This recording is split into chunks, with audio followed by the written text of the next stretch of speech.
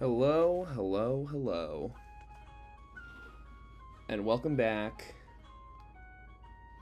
for real to my page. I'm here for it. I'm hardcore nuzlocking Pokemon Lazarus on hard mode.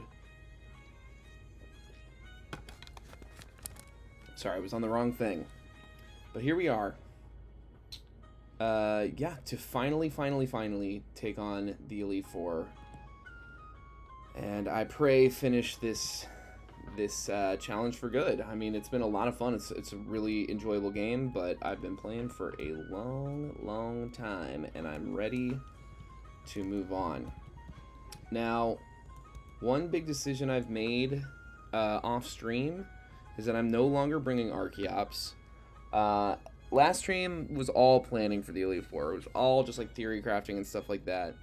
And Archeops was one of the first things I thought about bringing because it was so good into the first leader and into the fire leader in theory. But ultimately, I was just looking at everything, and I think that working backwards from the champion, it just seemed way more justifiable to try to bring past Simeon, especially because without it, we really don't have an answer into Mega Gyarados. Now, there's other delayed encounters and stuff we talked about a bunch on the last stream. We talked about Mega Raichu being a possibility. We talked about Togekiss being a possibility. But ultimately, I couldn't find a single encounter available to us that really added much undeniable value beyond what we already had. I looked into maybe bringing Lapras for Parasong stuff. I thought about maybe bringing Togedemaru even. For like Rocky Helmet, Iron Barbs stuff, but what I've honed in on is these 6, and I think I've got some good plans in place to see us through the finish line. There's just a few things we need to do. Hold on just a moment, I gotta grab something.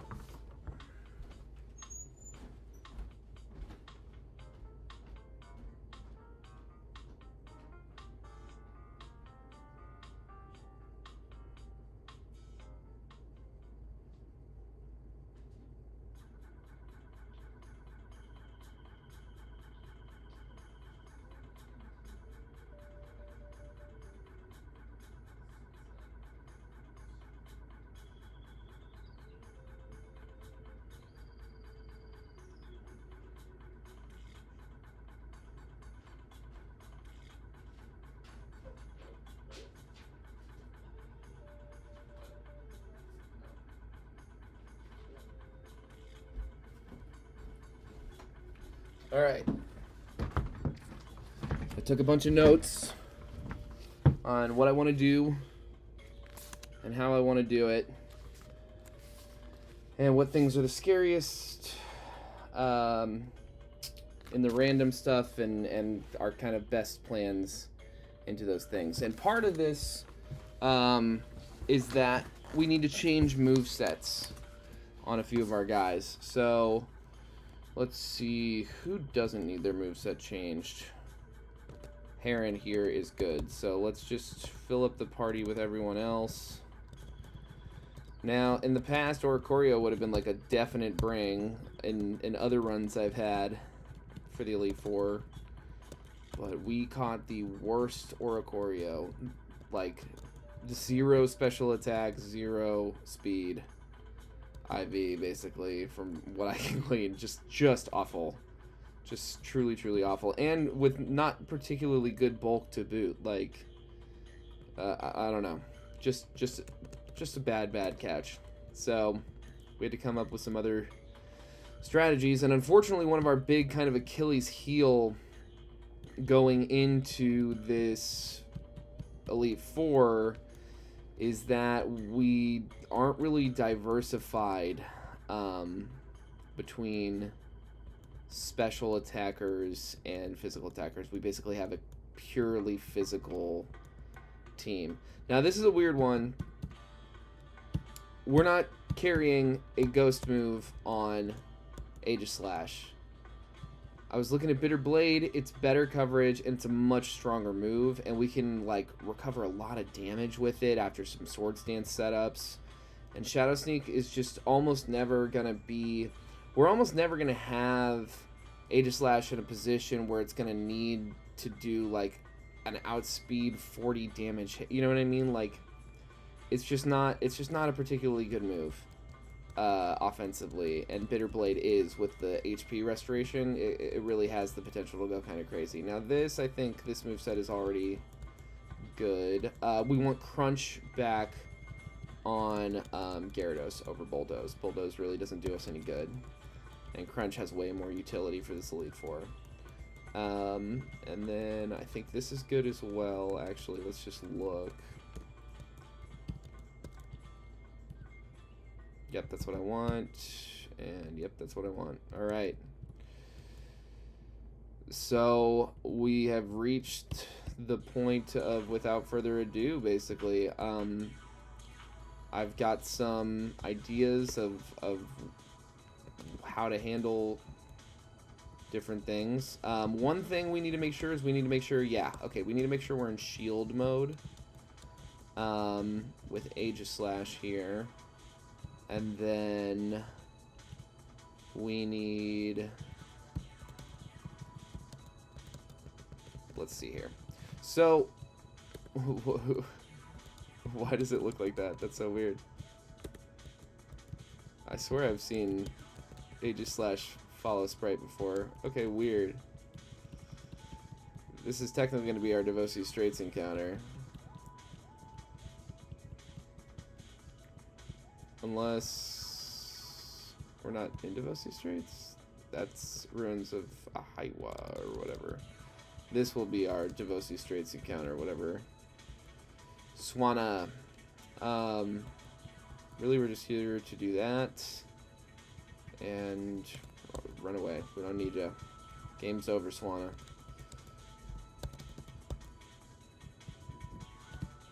Okay. So good. We're in shield mode. We want to try to end every battle we can in shield mode. And one thing that I have done is I've taken the time to pull up damage calculators for everyone. I'm gonna put on my glasses. We're getting serious. My shitty, scratched up, need to be replaced fucking 8-year-old prescription glasses. It might only be 7 years. Aegislash, here it is. In the shield mode, yeah, I thought so. Just gonna do some last checks on my on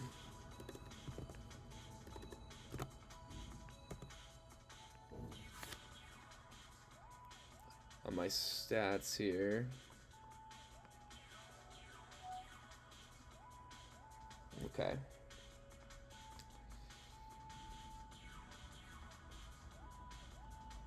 Alright, so those are our defensive stats. And honestly, now I kind of need to double check the defensive stats I have. Now I kind of need to check the offensive stats, so hold on. We're going to have to go out of shield mode again real quick. Come on. Hello, Finnison. Alright.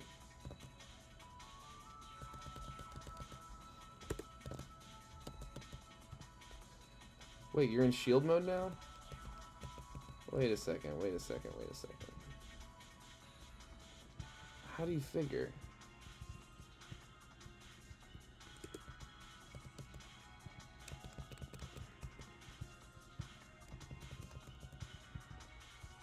Can I try that again? Here. I mean, you're not gonna resist this, though, right? I mean, yeah. Still in shield mode. That's weird. Why? Okay, Rain Dance resisted. Come on. Okay, thank you. Now let's take a look at this. Because I want to go ahead and just have...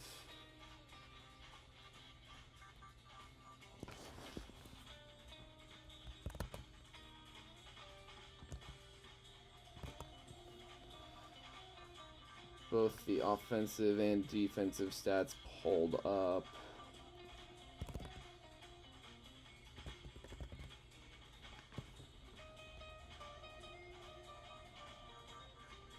You forget that Aegislash retains a good special attack, but that's not what he's here for today.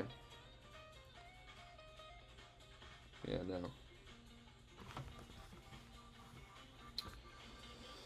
Okay. Now we have some kind of specific plans. What the hell? For held items as well. So for this one, and that's the team. Wait a second. Now I need a King's Shield again. Okay.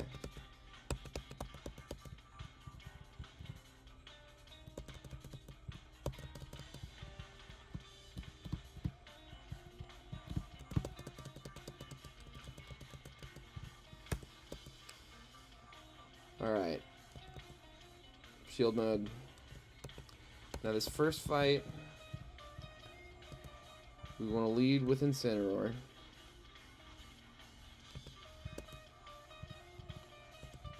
Go ahead and do the Citrus Berry. And then, let's see what else we got. Nothing on there. We'll want to do Citrus Berry.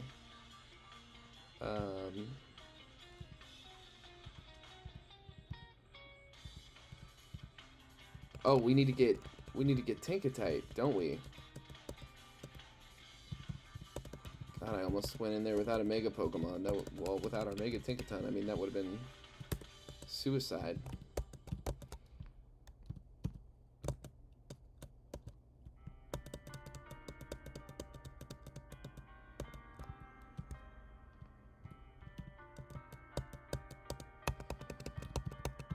All right.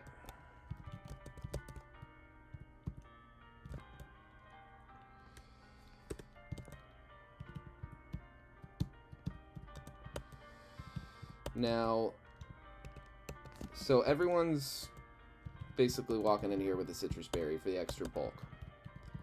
Except for, of course, Tinkaton, who will hold their Mega Evolution Stone. And then Aegislash. I think we worked this out on the last stream. Maybe we didn't.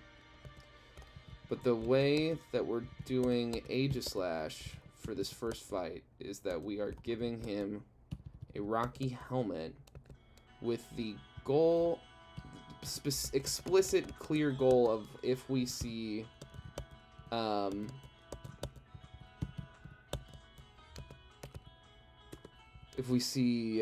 Crustle, then we hope to use the Rocky Helmet to break Crustle's Focus Sash. So let's check these movesets. Ooh, good catch. Okay. Couple things. We need to get Dragon Dance on Gyarados here. Okay.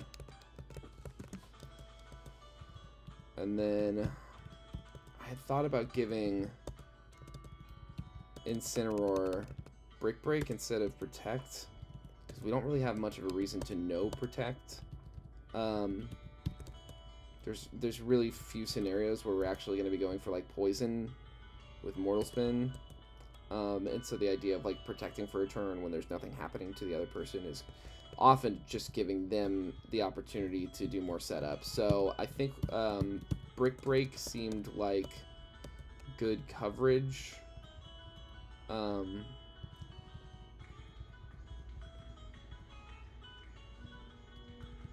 Although, you know what?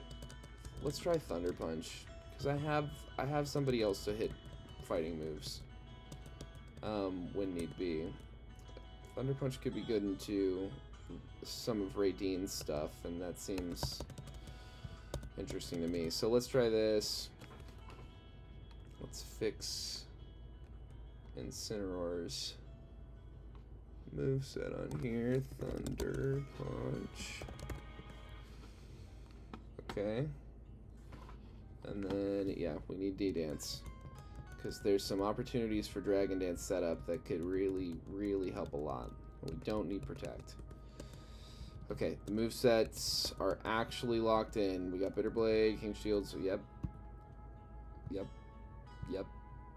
Yep. Yep. There we go. And we already checked by Simeon.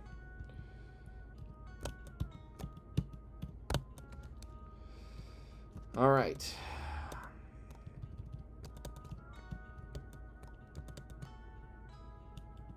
This is... I do not go into this lightly.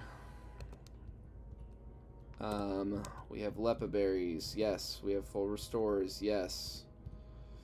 We have the Assault Vest and all the other items that we'll probably need. I guess we can check my PC real quick.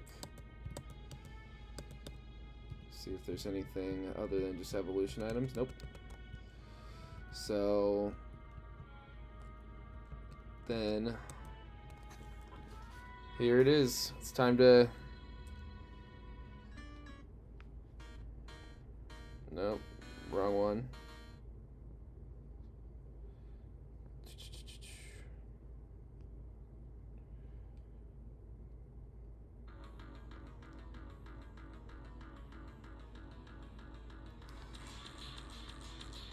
Black and White Elite Four music. Here we go.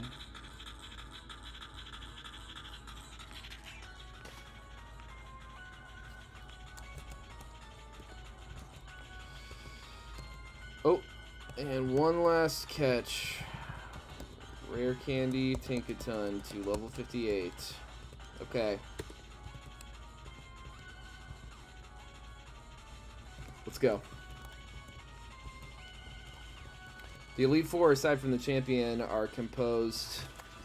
gotta stay out of fast forward, I gotta remember that. Composed of former gym leaders with very enhanced teams.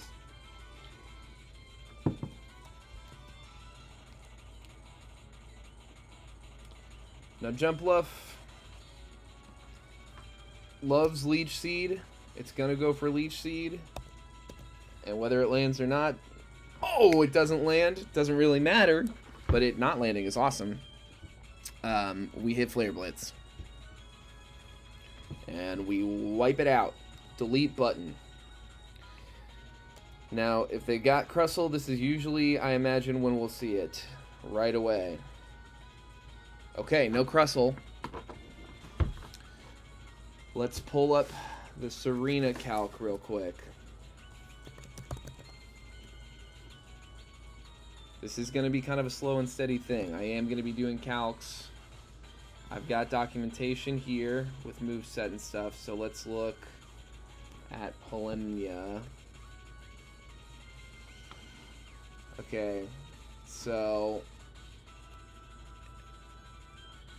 it's level 56. Let's start with that. Definitely outspeeds us. Jump kick, thunderous kick.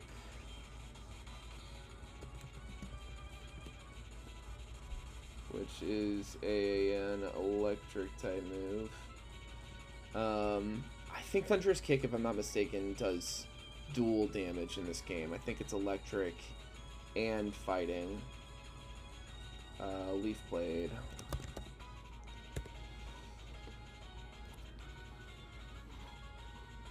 Okay. And we are at...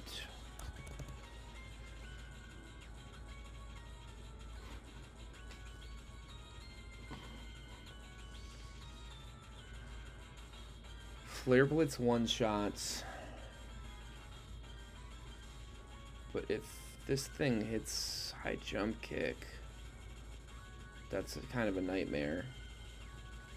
Unless it misses. We do one-shot with Flare Blitz.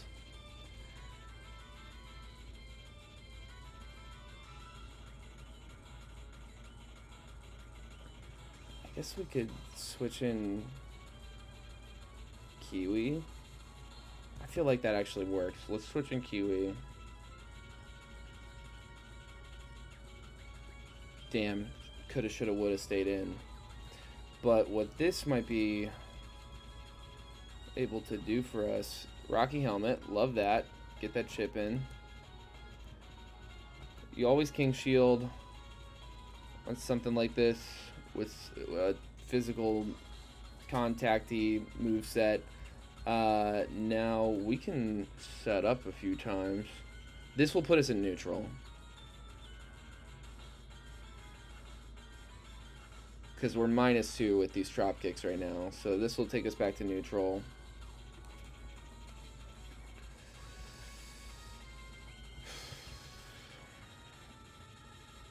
Now she'll be at -2 after this, and we're at neutral. Now this will shift the balance to +1. Oh no, +2. Minus defense we don't love to see, but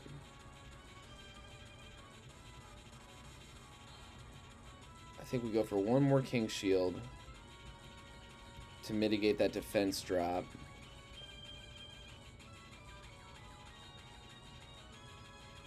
So we're at -1 defense. Oh, wrong guy. We're on an Aegislash. -1 defense. We can work all that out in a second. So, just did King Shield.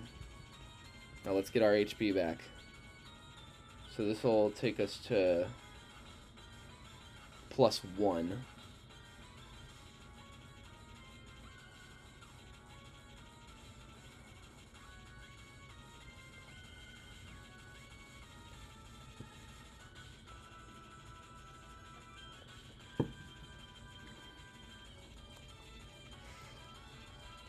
This AI is so hard to predict. I have no idea why it wouldn't just hit high jump kick into Incineroar when it had a really good range to kill. I don't know. Just seems a little strange. Now, Delmai's here, if I remember correctly. Yes. Delmai's has no way of hitting a ghost type move other than Phantom Force. So, like, it has to...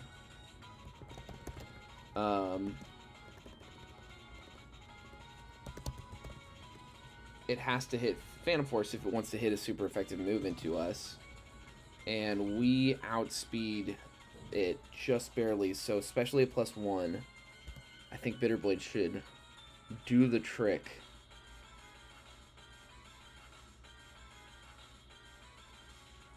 Ooh, not quite. We will get our HP back. Okay, perfect. Perfect, honestly. So we have our ghost immunity in Heron.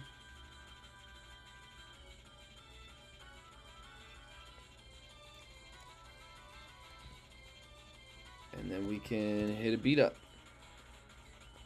And that's awesome too, honestly. Would love to... Ooh, and let's speed up. This is going to hit hard. Yeah. Oh my god. Down. Down for the count.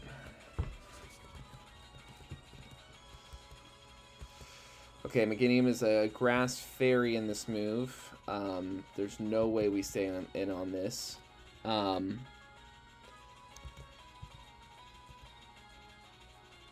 we're back in shield mode, it looks like here. That's good. I didn't notice how many Pokemon they had left. I think that it's time to bring Tinkaton in.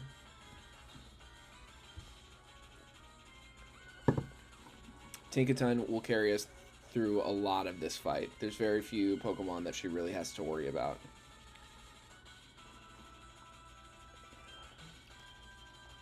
Yeah, great switch. Let's get this Mega Evolution off. Get our free Fake out.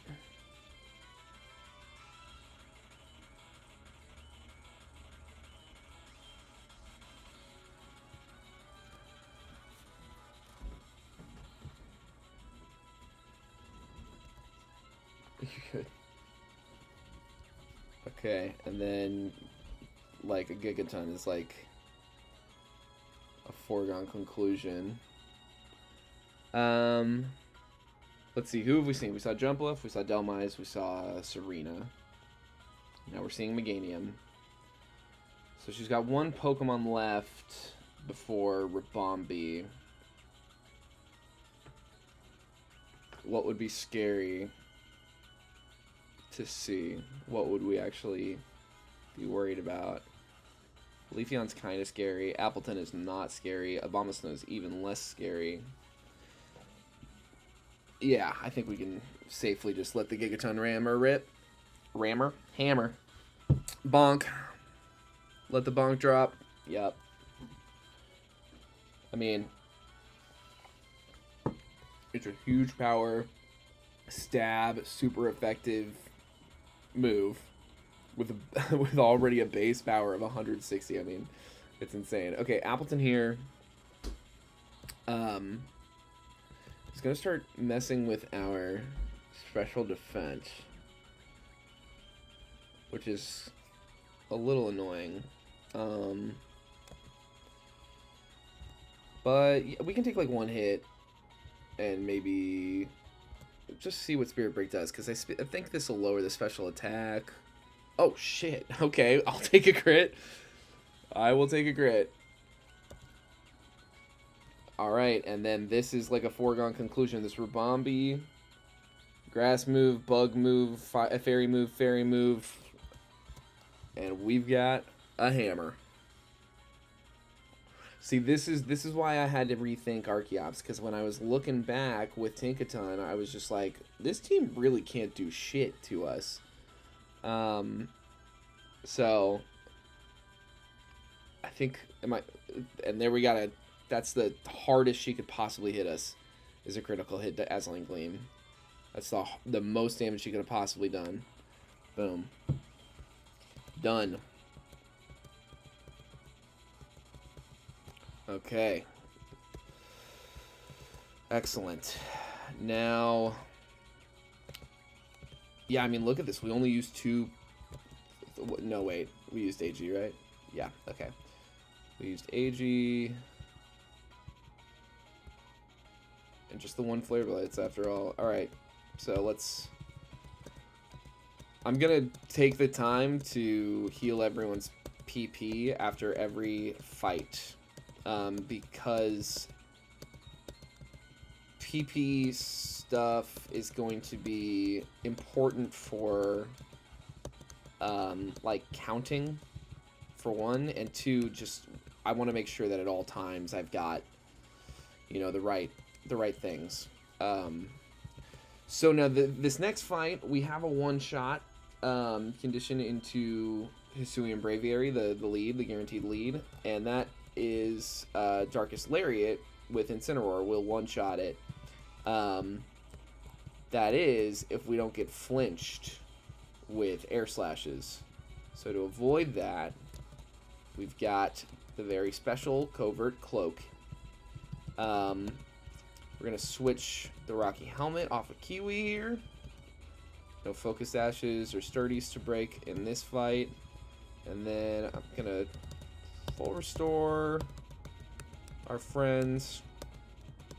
And just make sure, yeah, Covert Cloak. Citrus. Yeah, that's all well and good. Alright. And everybody's PP is fully restored. Yeah. Oh, wait. Beat up on Passimian. I mean, I doubt that 2 beat up PP is going to be the thing that somehow keeps us from winning this fight, but it's important to me. Alright. Incineroar's in the lead. Let's go.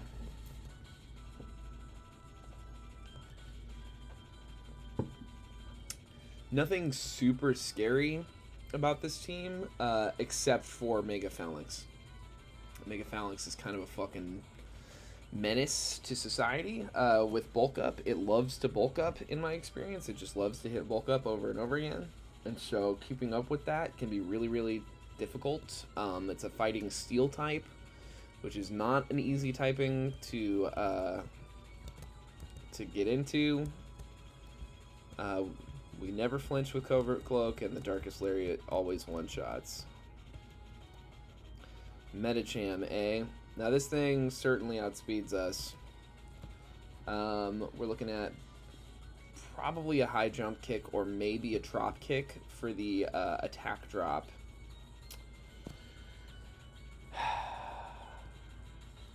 In either event,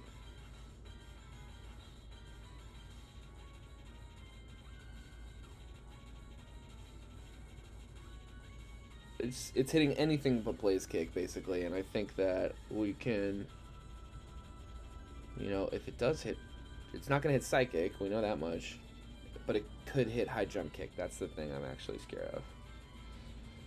If we could bait the Trop Kick,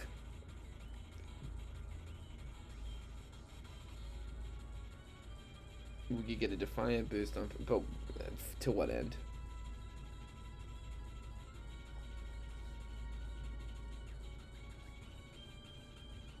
No matter what it hits,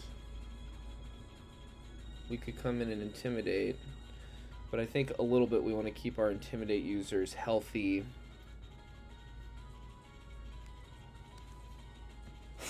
For Phalanx setup scenarios. So let's do this. I want to look at Cineroar speed 94 versus a Metagem of this level, which is 57. Yeah, it's faster. Surprise of the century. All right.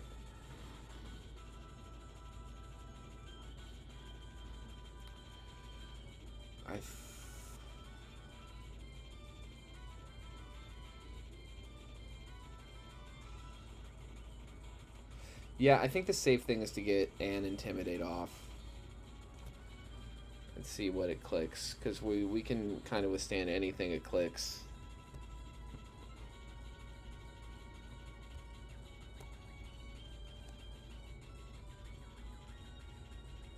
Okay, it is trying to hit Drop Kick.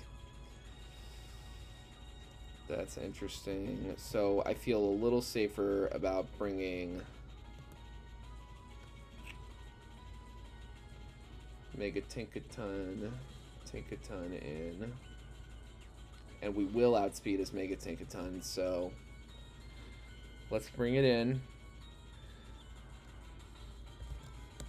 Just pulling up a...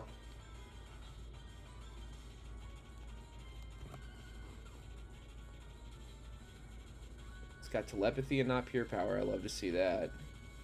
Oh, damn, it had the wrong thing against Incineroar.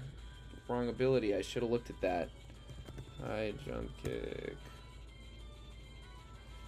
Blaze Kick. Tropical Kick. Psychic.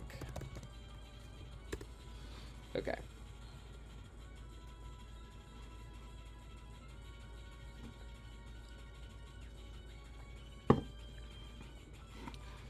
So we're at -1 attack. Oddly enough, Spirit Break is a roll, mostly in our favor, but Gigaton Hammer is actually, based on what I'm seeing here, a guaranteed one-shot, but I'm gonna go ahead and get the fake out chip just in case.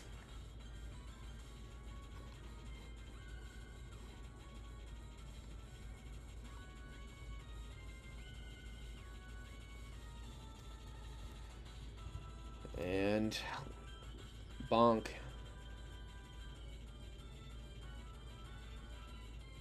Sick. Great work, Auklet.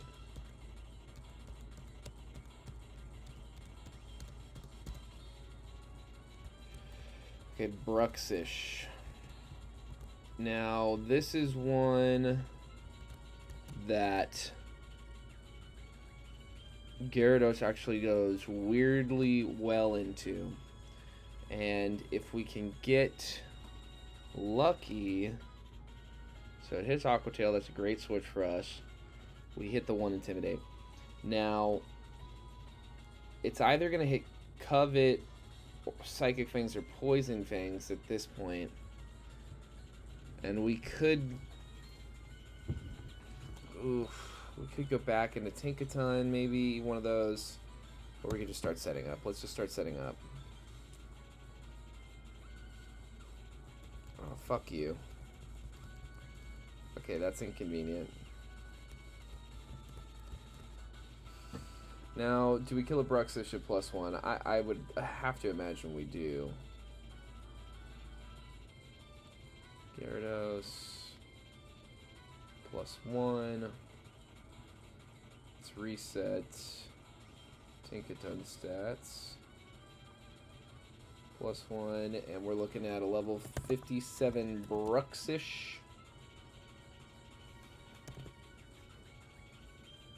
Yeah, Crunch kills. Crunch is a guaranteed kill at +1. So let's just do that. Okay. So we've seen Medicham and Bruxish. Kind of a weird lineup, honestly. Okay, Reuniclus. This is a... Again, we're at +1. Let's see what this looks like. 57. Okay, it's not a one-shot. But a +2 is a guaranteed one-shot. So let's look at what Reuniclus has to hit us with. We're looking at Vacuum Wave, Psychic, Giga Drain. Vacuum Wave, Psychic, Giga Drain.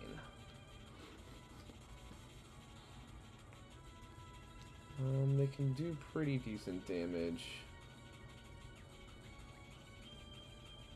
The most you can get out of me this turn is a crit of 59% with Psychic. Max roll crit, 59% with Psychic. And then, in order to outspeed on the next turn, the only thing it could do is Vacuum Wave, Priority Vacuum Wave, which max crit roll is 9%. So 68%. We have well over 68% of our HP left, it appears to me. But let's check. Oh my god. So it's 69% exactly, basically. So that's like the highest roll crit Psychic into the highest crit roll crit Vacuum Wave. Still doesn't quite reach the threshold. So let's pop off with one more Dragon Dance here.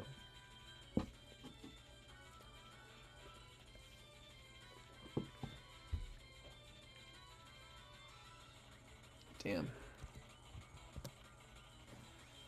Now this should always kill. Okay. So we are at +2. As well as +2 speed.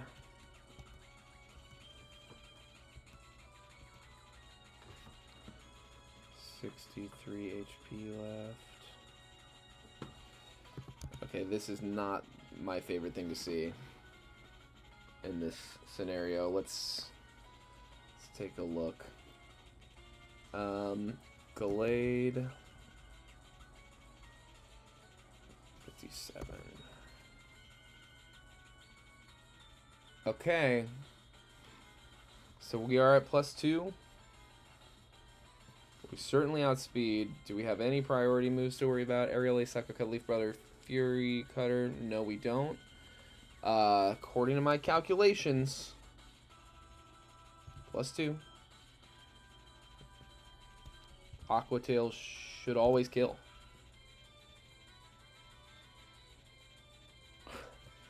Let's go.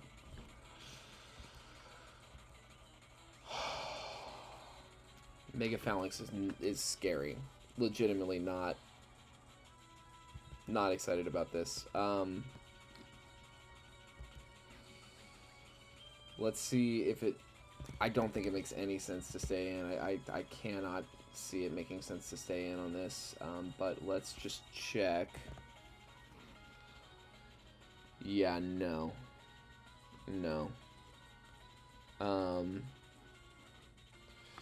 get these moves in here. Close combat. I mean, that alone. Yeah.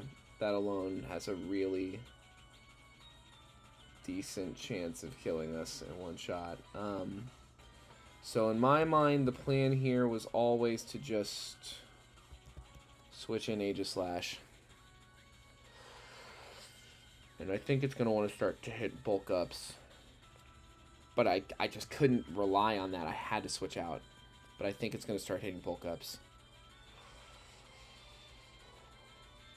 Yeah, fuck. Okay. Oh, what the f... Why aren't I in shield mode?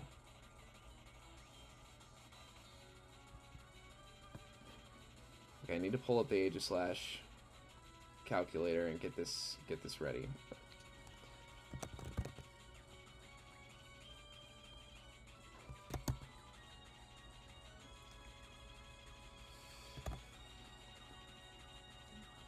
Close combat, Iron Head, and he can't use first impression now, so that's good at least. And he's at +1 defense and +1 attack. Okay. Now, I'm not at -1 defense. Okay.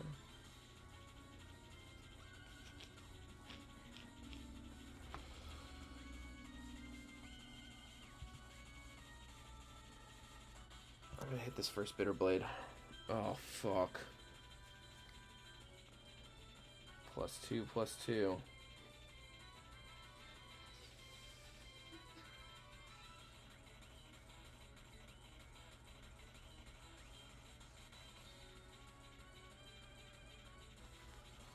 God, that's like nothing.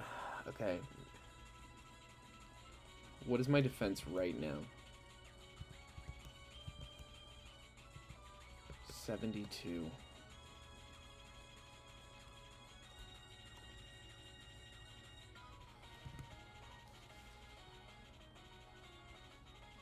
An Iron Head crit could kill, but a regular one never does.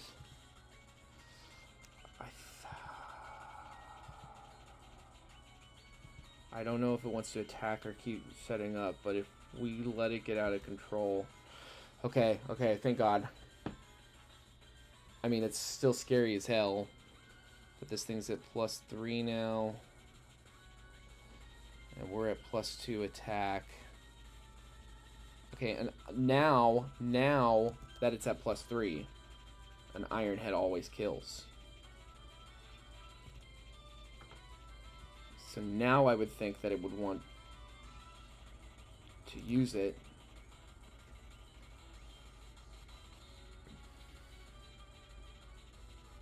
Yes, okay. So it's down to +2. Which means we're out of non-crit kill range. And in fact, we're shield mode now. Now, if we... It's gonna probably... I would imagine... It seems like the trend is it's gonna hit bulk up. And then we're gonna be... If it hits bulk up... We're gonna be in range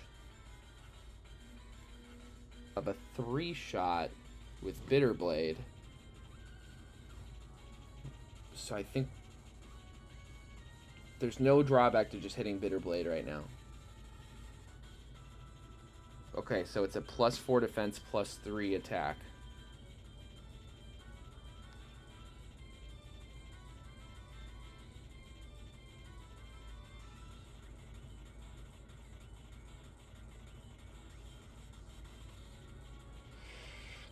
+3 attack, +4 defense.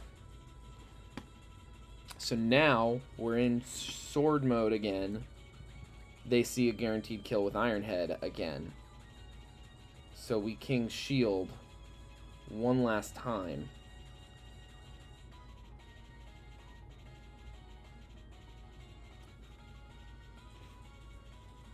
Okay. Now at +5. Oh man, that's a roll for sure. Now they go to +5, back up to +3, and we hit Swords Dance,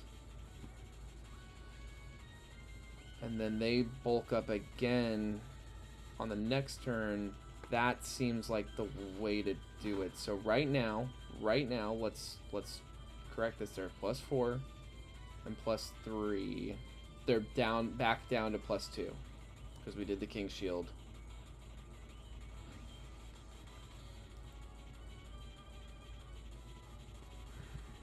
We're in shield mode. I want to go for one last Swords Dance to guarantee this range. Okay, so now they're at +5 and +3 attack.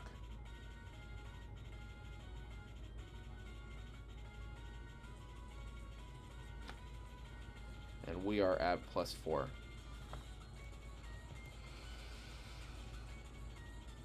So now he's either going to hit bulk up again, or if we get really unlucky, he might start trying to flinch us with Iron Heads. In either event, okay, I think this means we win. I think this is a guarantee. Kiwi.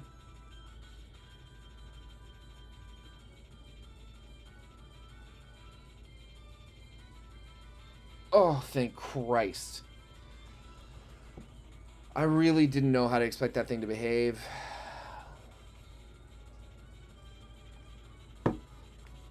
But that was perfect. Okay. And we are out of Fight 2. Now, let's review who used what. One Darkest Lariat from Albatross. Couple moves from Loon, Auklet, Kiwi. Okay.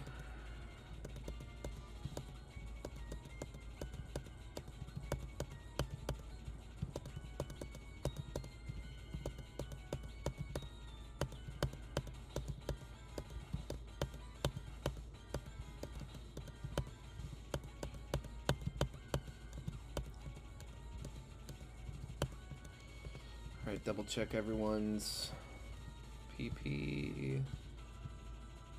Looks good. Okay.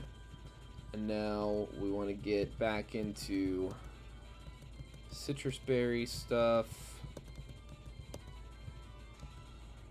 Okay. Except the one thing I was thinking, so this next fight is going to be heavily reliant on Mudsdale to do some crazy stuff. Now, in order to do that, part of me is like, it's an argument between bulk and getting around yawns from Lantern or glares from Arbok, or poisons from spikes, depending on, I don't know, spikes or obviously, you know, just getting hit with a poison move. But I think that the real, I'm gonna go ahead and go with the Lumberry. No, I think we want the bulk. We're gonna go with the citrus berry, and I already gave you a citrus berry, right? Okay, good. And everybody's PP is good. Yes. Wait, did I see something weird?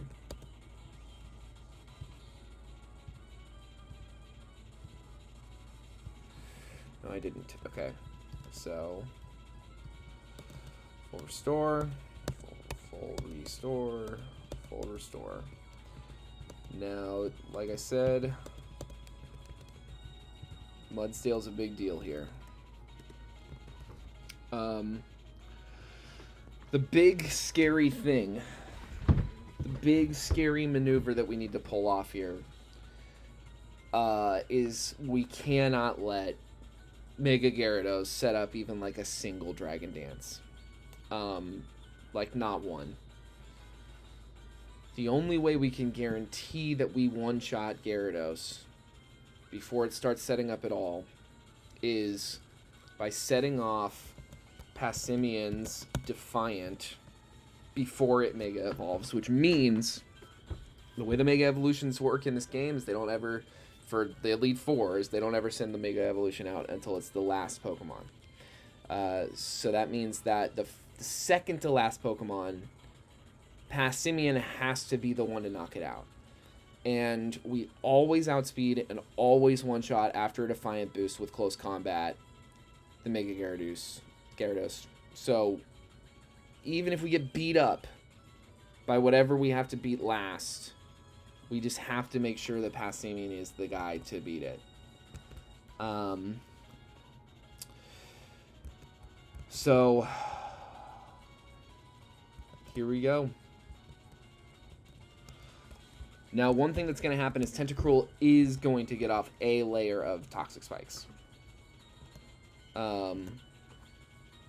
It just always outspeeds, and it always gets it up. The one layer makes it just a regular poison, not a badly poison. And we have Mortal Spin on Tinkaton to get rid of those Toxic Spikes, if we can manage it. Now, Caracosta is kind of like the last thing I wanted to see here. It's got really good defense.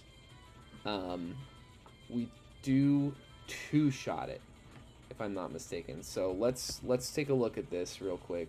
Caracosta, level 57. I want to see how bad Liquidation is into us, because that's almost certainly what we're going to see coming out of it. Unless it chooses to use Shell Smash, in which case it doesn't have a held item, no White Herb to speak of, so that would actually give us the one shot, I believe. Even at -1, close to that. Damn. So Liquidation does more than half damage, but a crit never kills, and it will activate our stamina. And an Earthquake is a guaranteed two-shot, like I thought. So, I'm gonna go ahead and do this, and stay in and hit this, because we don't really have a great thing to switch out into. That was a nice high roll. Oh, fuck. But as you can see, this is one of the few Pokemon... Okay, well, honestly, thank God it was Liquidation and not Shell Smash, because this is one of the few Pokemon that we can actually outspeed, and this thing does not know Aqua Jet, so we are good to just let this rip. Okay. Okay. So we're +1 defense. Let's make sure to mark that. Let me also make sure that everyone else's stat changes have been, yeah, reverted back. Oh, +1 on Mudsdale, that's accurate. Get rid of these on Gyarados. That's the last thing I need happening, is for me to just be reading calcs wrong because I forgot to take boosts out. Okay. Lantern. Now, Lantern is a little spooky, certainly, but this AI really seems obsessed with its status moves, unless it sees a kill. So what we need to see now is if Surf kills from this range, and it does not look like it does. It does not look like it kills. No. A crit would kill, but it doesn't roll based on crits. The non-crit never kills. So I think, as long as I'm right about what this AI wants to do, I think it wants to hit Yawn. If I'm right, we're golden. If I'm not right and it hits Surf, we still don't die unless it crits. We're going to risk it. Yes! Yes, thank God. Goose!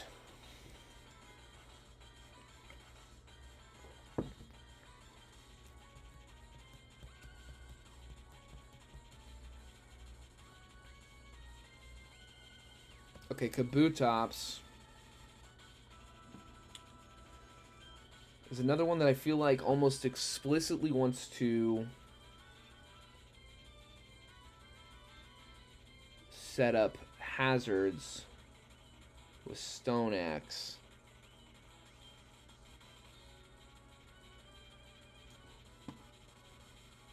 It's not gonna, especially at +1. I don't even have to look really, but I will. Kabutops. 57. What is the move called? Aqua Cutter.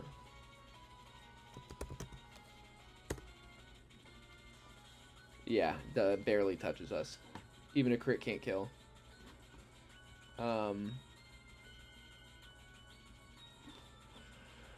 So the question, the scary thing is where we're at with who we've seen already. We've seen Caracosta and Lantern. Now we've seen Kabutops. So there's only one Pokemon left after this. And it's kind of a 50-50 chance on whether or not it's a good thing for Tinkaton to come into.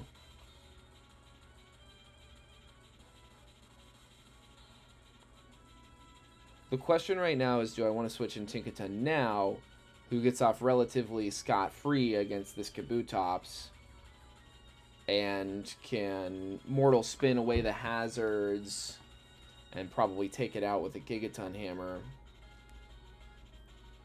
and then see what comes in next, or if I want to one-shot this and see what comes in next and then try to play around that.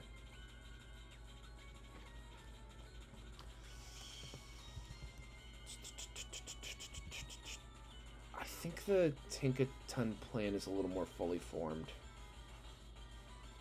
I think this is a good plan. So there goes our flush one on Mudgedale. Let's go ahead and... So I was right about Stone Axe. Now let's pull up... Let's do this. So Mudsdale, I want to get rid of that defense boost. And then Tinkaton. I want to set up against a Kabutops, see exactly what we're dealing with here. So we're at level 57 on this Kabutops. We're looking at Aqua Cutter, Aqua Jet, Stone Axe,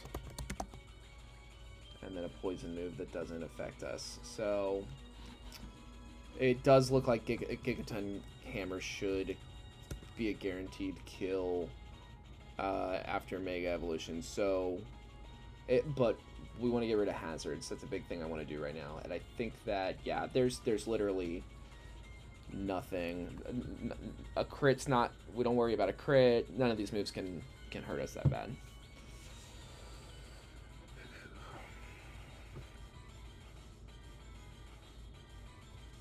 Yeah, get rid of these hazards.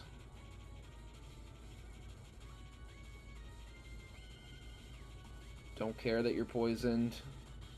Another Stone Axe is kind of annoying. Not gonna lie. Another layer of Stealth Rocks is annoying, but no. I'm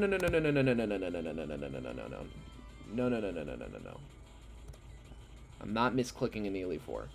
I was going for a Gigaton Hammer. Regardless of switch in, switch out, I was going for a Gigaton Hammer. It's interesting that Gliscor's coming out. I never see them switch. I wonder how much this will do. I mean, it's an insanely powerful move.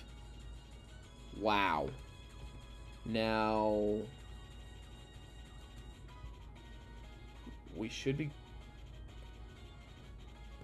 Honestly, I think actually the play at this point is to switch in past Simeon and just sweep through the rest of this. But my only concern is now, I wonder, they have one full restorer that they have not used, but I can never seem to suss out whether or not they're gonna use a full restorer, even at this health. We can't leave Mega Tinkaton in on Gliscor. I'm a little weirded out by this shift. It's got Hyper Cutter, so our Intimidates are not gonna do anything. Okay, well, we could have stayed in. We should be faster, I would imagine. Okay. Full restore. Now they use the full restore. So it saw the kill. It saw that it had the kill. That's interesting. Even though we outspeed. I mean, almost certainly. Gliscor's not that fucking fast. At all. 130 speed. Oh, no. Gliscor is that fast. Really? Yeah. Oh. I didn't realize... Gliscor's that fast? Yeah, okay, so it did outspeed. Well, that was a good switch on our part then. Gyarados is really faster than Mega Tinkaton? No. He's not. So... But wait, what the fuck is going on then? Why is this saying that I... What the... I don't know. I don't know. I just pray that he sends that Kabutops back out right now. Instead of his Gyarados. That would be really, really bad if we saw his Gyarados. Perfect. Okay. Now let's look here at Passimian. The Kabutops. Just need to make sure that we can come in on a crit. Aqua Cutter. Aqua Jet. Stone Axe. I imagine it's going to want to go for Stone Axe again. It seems to like to spam that in general. But in addition to liking to spamming it. So close combat always kills. None of this shit can touch us, and we outspeed like crazy. So this should be locked up. I don't think there's any eventuality left for their team that results in us not winning this game, this fight. So Aqua Jet's fine. Like, we can get crit, close combat kills.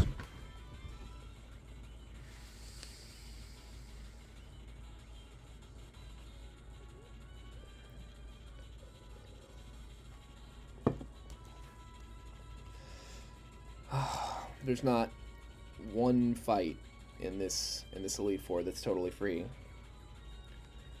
But if there's one thing that we can rely on, it's that Defiant Passimian always one-shots and outspeeds this Mega Gyarados. Always.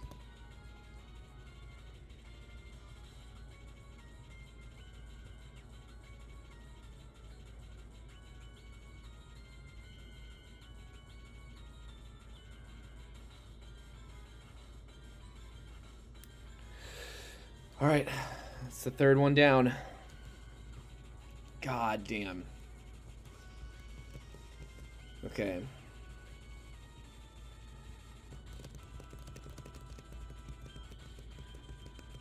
Okay, so now it seems pretty reliable that, like, if it sees a kill, it's going for a kill. If it doesn't see a kill, it wants to set up one way or the other. Whether it wants to set up hazards or whether it wants to set up, like, stat buffs. That seems to be the thing. Now this fight, I'm not gonna lie, has me a little more like anxious. I just straight up do not have a great strategy for Mega Mandibuzz. The way I see it is that we have some pretty good ways of baiting different moves, and with Intimidate pivoting and Aegislash, King's Shield drops even, like, we should be able to get this thing all the way down to like nothing. Attack wise, like -6 attack, like we should be able to maneuver that. It's got insane defense. I wish this is something I wish we had special defense for, special attack for rather. We don't. It's there's some other really threatening Pokemon on this team as well. Togekiss is not a threat.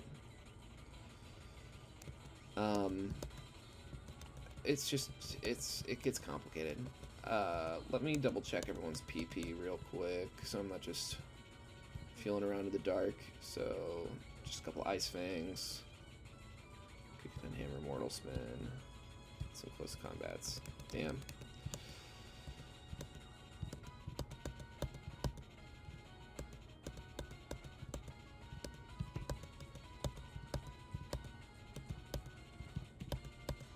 Okay. Now, as far this is where I get a little weird on this one. I really don't. I think this is an Assault Vest fight for Goose. I think that the Pokemon that I'm the most scared of for everyone else, for the most part, he seems to do a really good job into.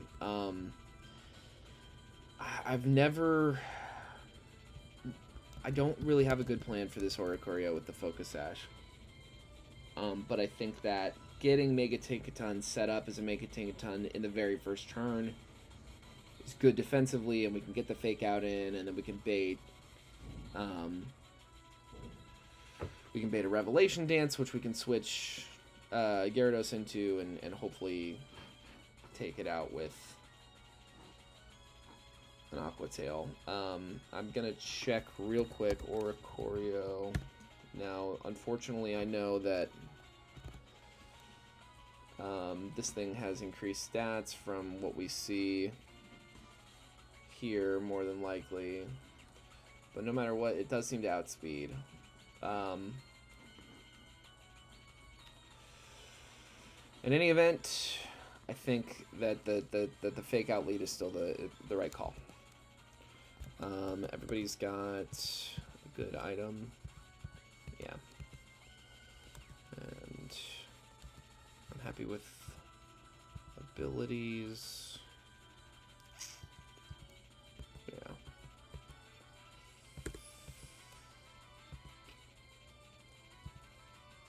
Okay.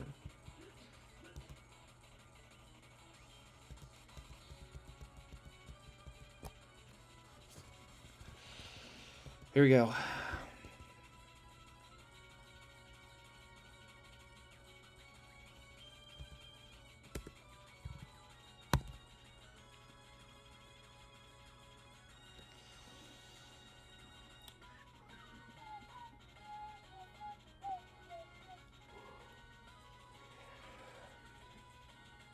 Nice damage. And then part of what I like about getting Gyarados in here on this first one is it kind of baits out whatever they think their Gyarados counter is. And that's interesting information for me. Now, would +1 speed make us faster? It would. No, it wouldn't. Because this thing would copy our Dragon Dance.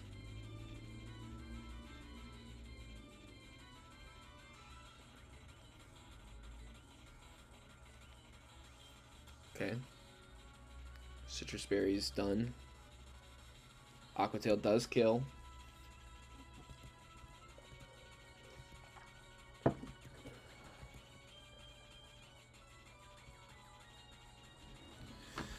Two Cannon is kind of scary.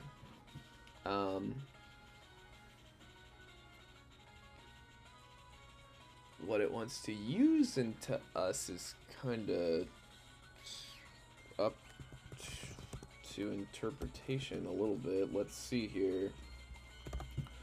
Let's make sure. Now, this is one I feel like is probably changed in, is rebalanced, so to say, in Lazarus here.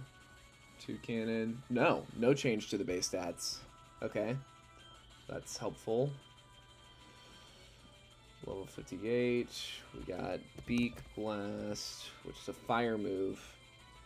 Or it might be fire and flying in this. I'm not sure, but I think it's a fire move. Drill Peck, Flame Charge, and Hyper Voice. Now, I kind of want to keep Gyarados healthy as one thing. And yeah, I don't think this is smart to do. So this could be good. Are we saving Mudsdale for anything in particular? I don't think we are. I think like the idea with Mudsdale is that just like when in doubt, it should be able to do some good work. I think I want to see what Rock Tomb's doing. 2 cannon, 58. Okay, it's not quite a 2-shot, unfortunately. But it would slow it down. What is it at -1? It's a speed tie at -1. That's funny. We might be able to bait out its full restore if we can't manage to 2-shot it.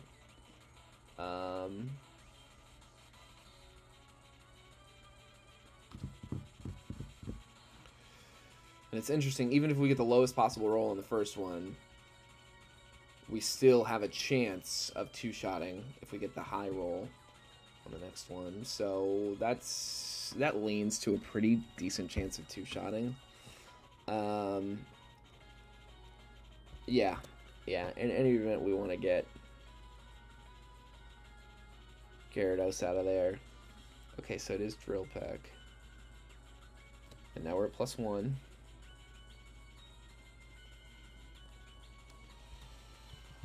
Hit this Rock Tomb. +2. We get the Assault Vest on this time. Okay, now that should be well within range. Now this is technically a speed tie according to what I have right in front of me. We're +2 defense.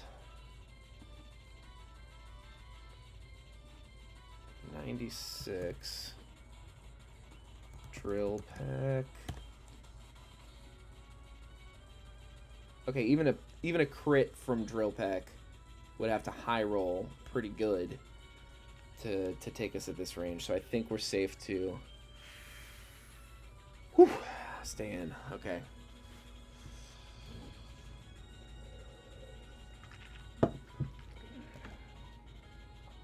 Okay.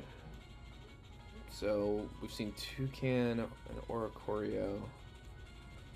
And that's it. Yeah, damn. Center Scorch. Jesus. Okay. So I think we're at +3 on our stamina actually right now. So Centiscorch, 58. Scary thing is Scald, and we're holding an Assault Vest. I think that Scald could be really bad. Actually, well, we're down to 66 now. Scald doesn't kill. Rock Tomb's not a guaranteed kill on Centiscorch? What? Well, first off, real quick, I'm gonna make sure there aren't any major changes. No changes to stats. Actually, that's not true. Up 5 defense, up 5 HP. Down 5 special attack. So special attack is 85. Speed is 60. Up 5 defense. And up 5 HP. So Rock Tomb is even less likely to kill.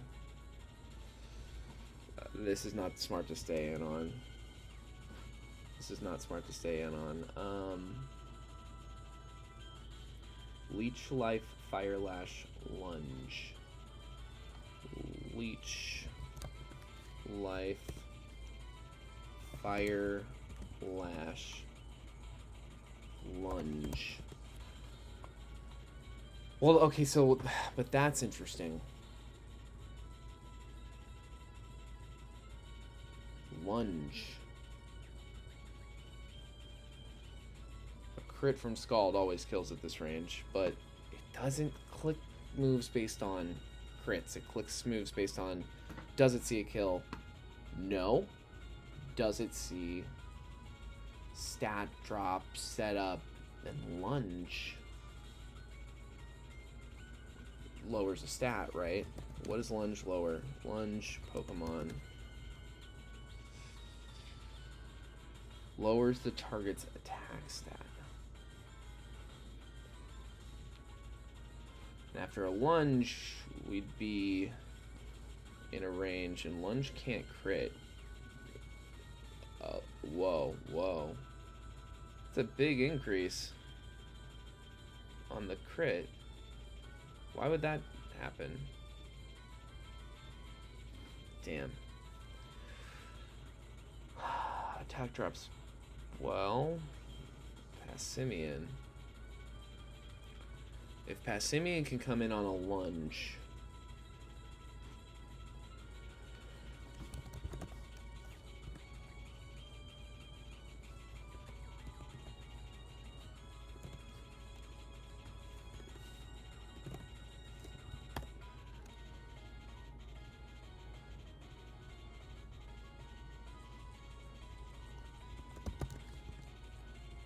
Passimian's not doing anything else this fight, so we got lunge, fire, lash, scald, and what was the last one? Leech life. Now, I feel like my logic is pretty sound. I feel like they love going for those status dropping moves. And if we come in on a lunge, even if it crits, yeah, I mean, like, none of their other moves can really hurt us that bad. I think Passimian's the play. And we can two-shot, guaranteed, with body slams after the... Yes, okay, so...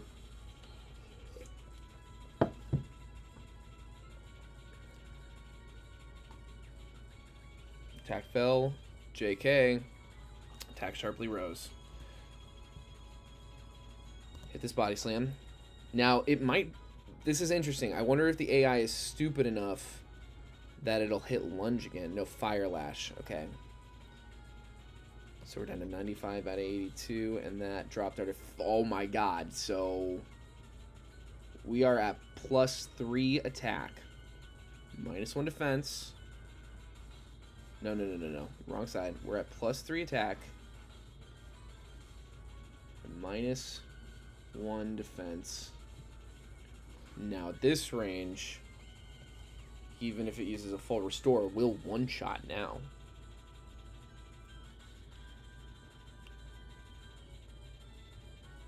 Okay. This is an interesting position to be in. This is very, very interesting. Alright. Make sure there's no priority. There's no priority. Now, this thing should die. +3, we should be able to take this out.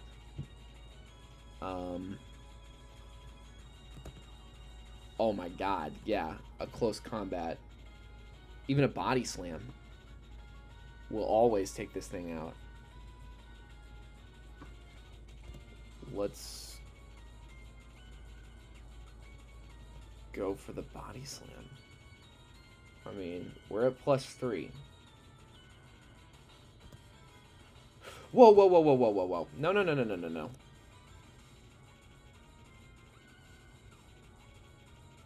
Okay, this is wrong. This is wrong. That's my one fucking mulligan.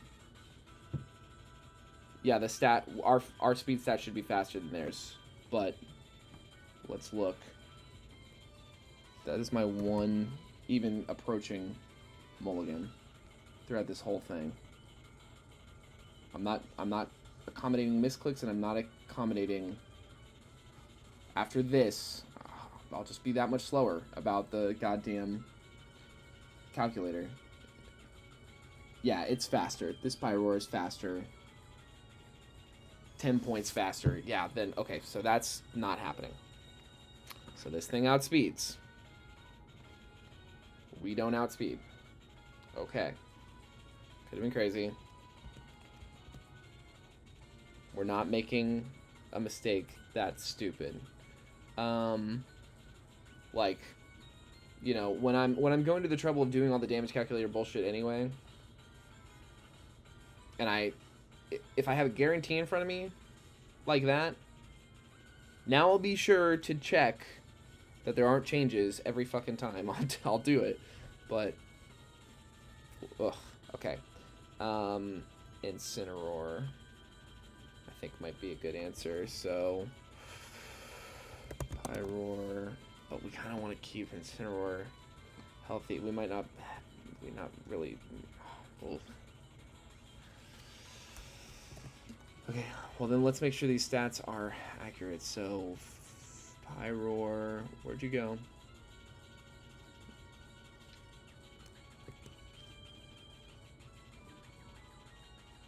Pyroar, we're looking at Pyroar female. Yeah, 10 more special defense and 10 more speed. Okay.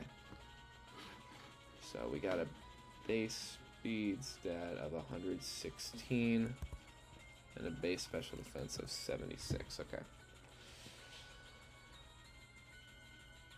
Couple Darkest Lariats. 2 Darkest Lariats is a guarantee, so let's just look at their move set here. Alluring Voice, which unfortunately I know I'm switching into now, but I would have predicted that anyway, because they don't have any status dropping moves.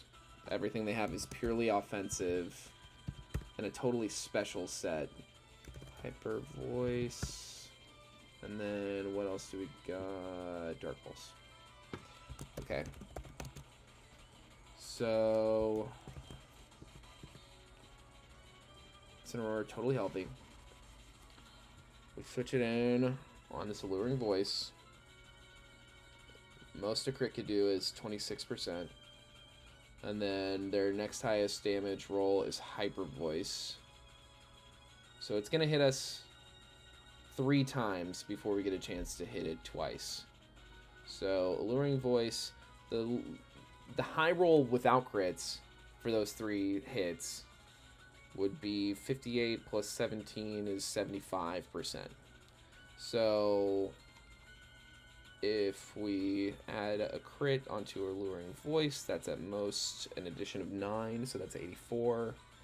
If a Hyper Voice crits, that's an addition of at most 14. So that's 98. So only if they get crits on their first 2 hits should we be at a risk of not being able to pull off this 2-shot. So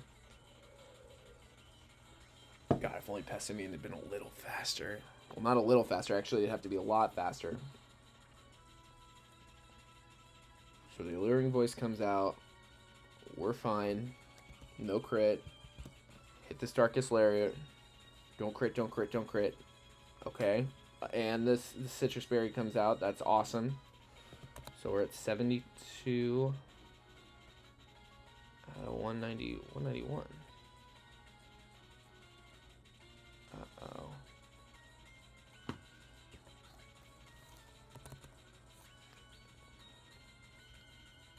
That's weird. I didn't have the right HP stat in for Incineroar. Okay, now I'm a little... We're at 119 out of 191. 62%. And, yeah, Hyper Voice crit, max roll 44.5. We are good to stay in.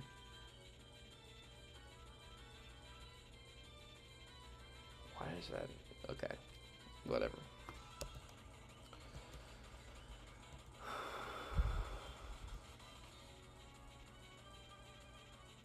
Semi-Seer. This thing's kind of weird. I do think it's a normal type in this. It is a normal type. And I think, yeah, it's actually, unless it sees a kill. We gotta make sure it doesn't see a kill. This is another one that might be modified. We gotta check the stats. Seer, 58. We're looking at Headbutt and Flamethrower.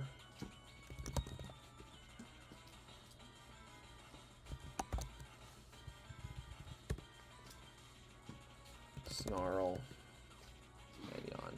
Okay. We're at 53 out of 191. 28% of our health. They do not see a kill. And in fact, even with a crit, they'd have to get an absolute high roll with Headbutt. With Flamethrower, it's impossible. With Headbutt, they'd have to high roll like all the way with a crit. But between Snarl and Yawn, we can say that they're almost certainly going to hit one of those. If it's Snarl, we get our Defiant boost. And that could, I mean, but I don't even think we need it. I think Passimian would probably... Wait. I didn't check the data. Seer. Changes. Oh. -5 attack, +5 special attack.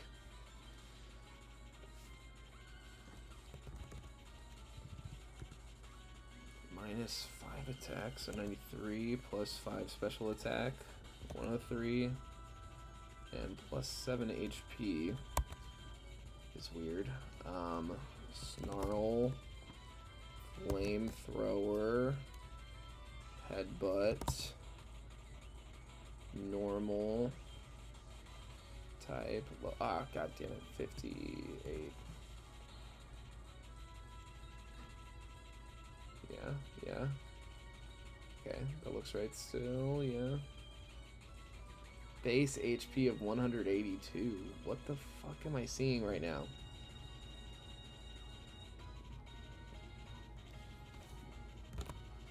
$82. Okay, Passimian always one-shots with close combat, even without the Defiance boost. If we switch into Snarl, we're always safe. If we switch into Flamethrower, that's dicey. But that's never going to happen. Literally, why would that ever happen? And we certainly outspeed. We do outspeed. Okay, it's Yawn. Okay, we outspeed. This kills. Yep.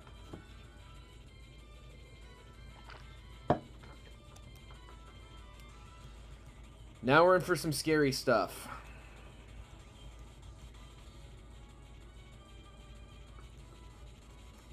Mega Mandibuzz. Not an easy fight. This thing wants to hit Drill Peck. I want us to get...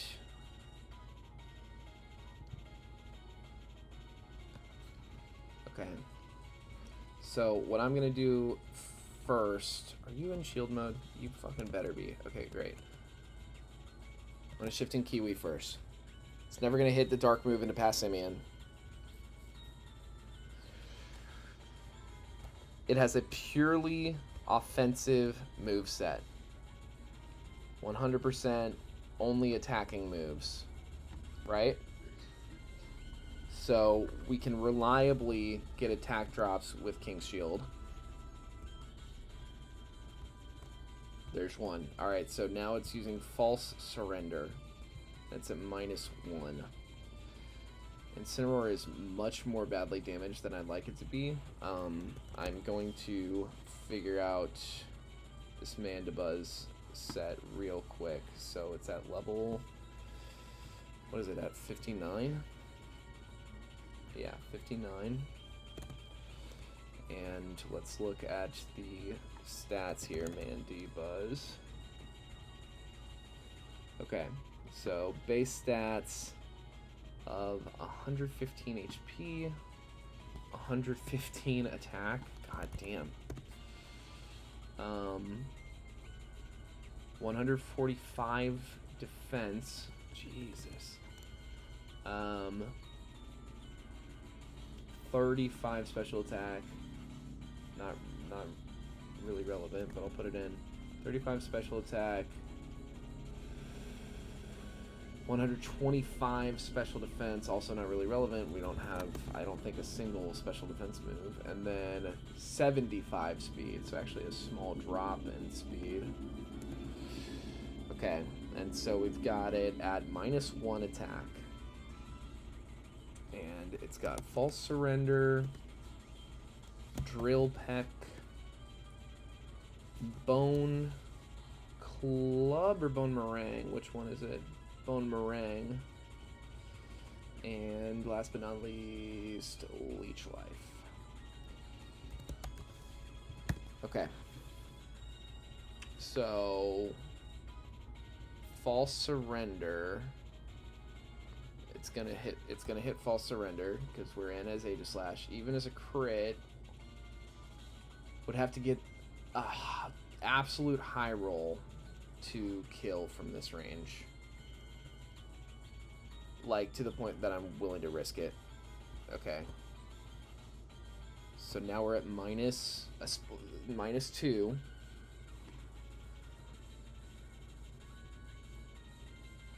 Don't crit, don't crit, don't crit, don't crit, don't crit.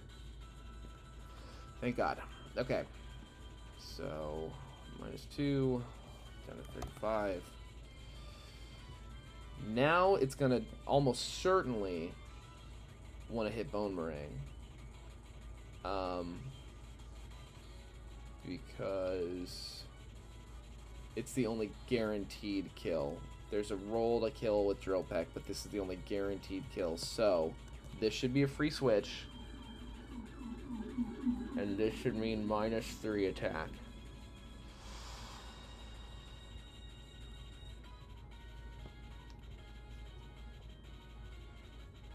Now, this one is a little harder to predict.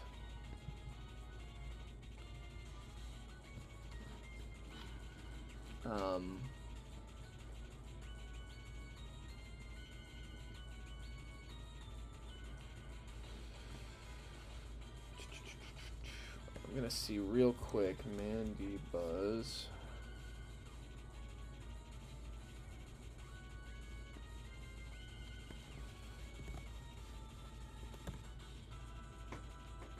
Damn.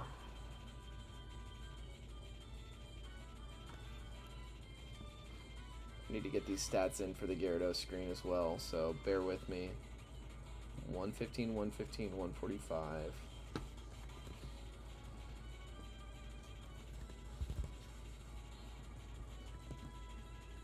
$35, 125, 75 was what it was. Okay. False Surrender. Leech Life. Drill Peck. Bone Meringue. Okay, so False Surrender and Drill Peck are tied for damage here. We're at -3.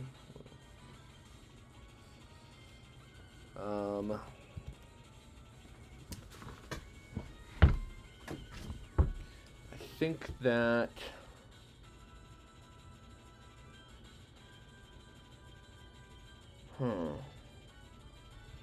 I actually think I want to switch into Tinkaton here. It'll resist any of the moves it's going to hit. The only move it doesn't resist is Bone Meringue. So we'll resist this just fine.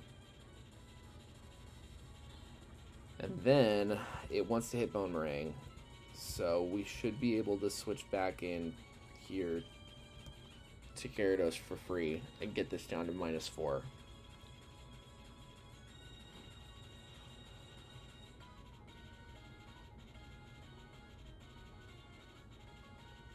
Excellent, excellent, excellent, excellent.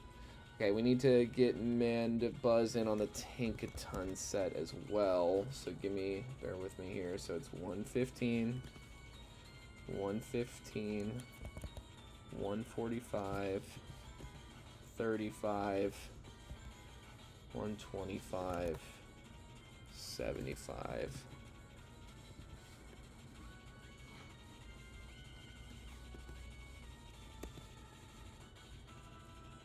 How's this happening? Oh, god damn it. 59. Why is this happening? Huh? Why? Okay, cool. False surrender. We're at -4 attack now. False surrender, bone meringue. Now, crit could fuck us up at any moment. That's one thing that is kind of unavoidable about this fight. A non-crit does like nothing, but interesting. Okay, so now last time it hit false surrender, I kind of don't. I'd really like to bait something that we can switch. You know what? We're in shield mode. Yeah. Because I'd like to get this attack stat down even further. You know what? Honestly, though, we can switch in. We can switch in.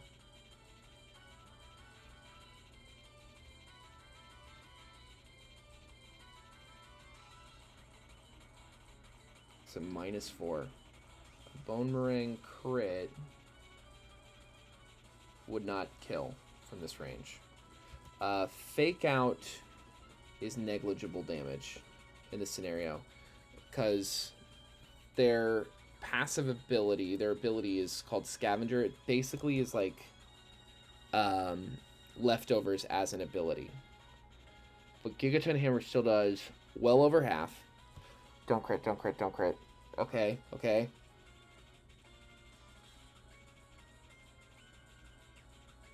Okay, living that. Now, we always outspeed. Spirit Break should kill from this range. Guarantee.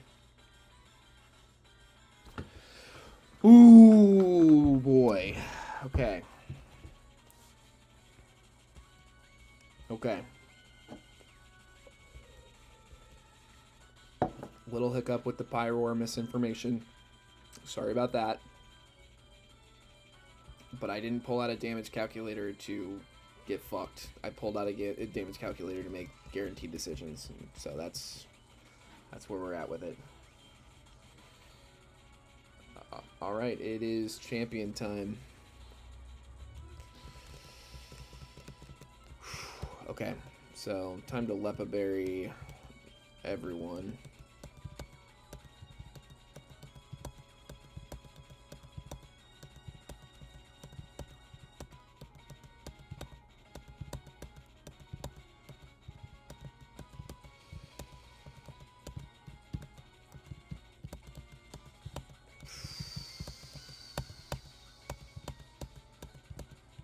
I don't even know. I'm just checking everyone's at this point.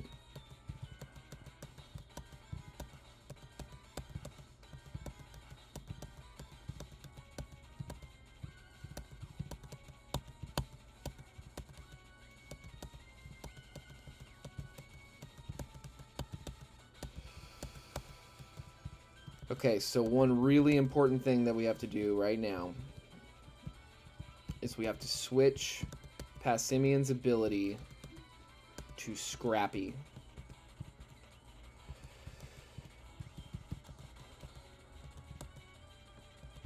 And this is another one where we want Goose to have the Assault Vest. Let's make sure that's still on. Everyone else, Extra Bulk is the name of the game.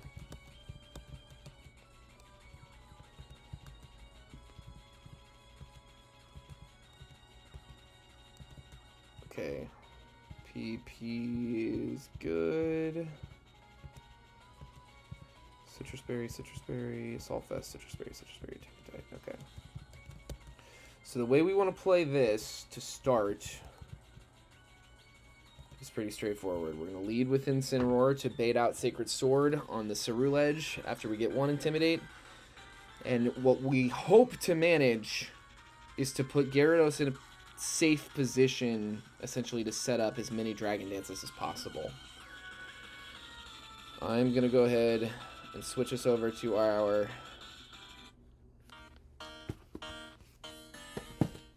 champion music. And without further ado, here's the champion fight.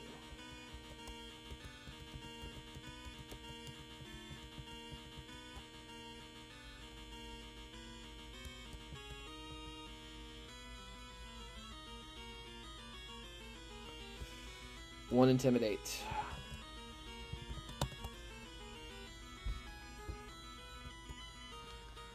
Two Intimidate.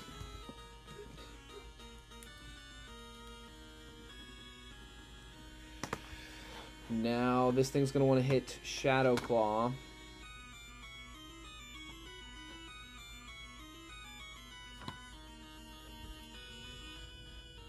I mean, without a doubt, it wants to hit Shadow Claw.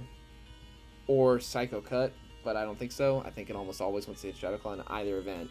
It's a very safe switch for Incineroar to get a third Intimidate.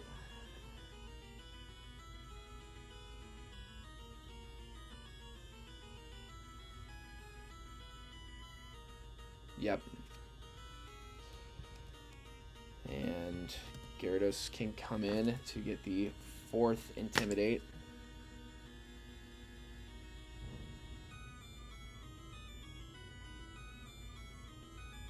Perfect. And we can go for the full Intimidating Monty here. The only thing that we have to worry about really is Shadow Claw has an increased crit chance. That's our fifth Intimidate. And here is Intimidate number 6. Okay, now let's check the data. Ceruledge. Changes? No changes. Okay, so let's pull up Gyarados. Ceruledge.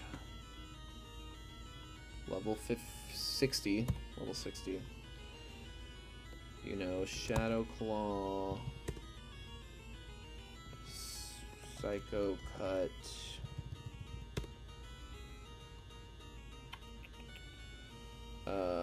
what else? Sacred Sword, and I imagine it's Bitter Blade, right?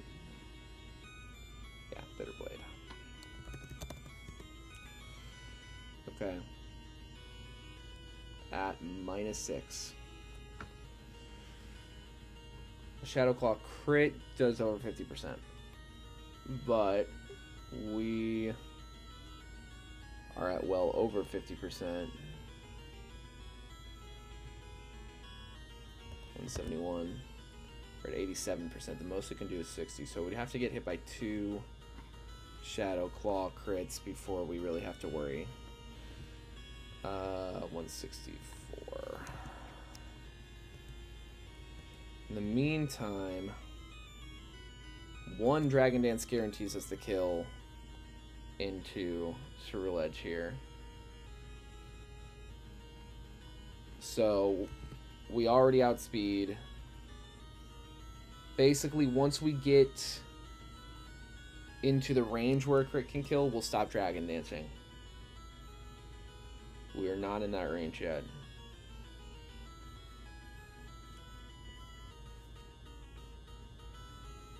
$128. Still not in the range. Still not in the range. Third Dragon Dance.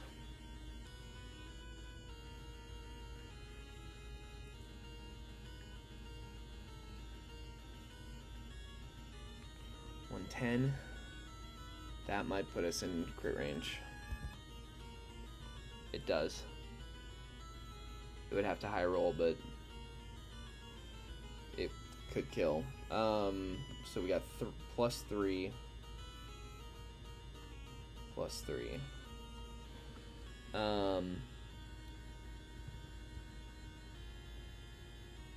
So now that we're no longer safely in setup zone, we'll let it rip. So that's one down.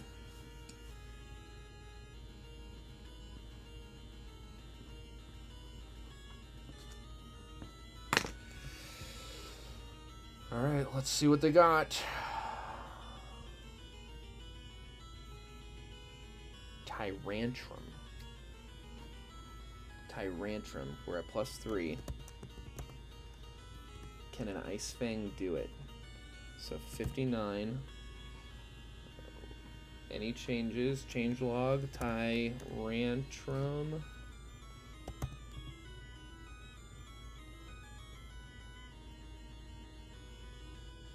+10 HP, -10 special attack. HP 92, special attack 59.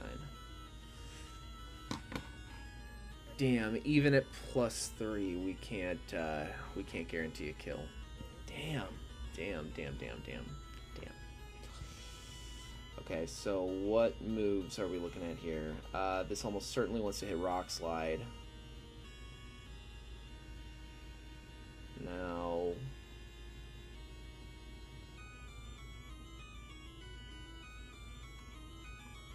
how does Tankaton handle this thing?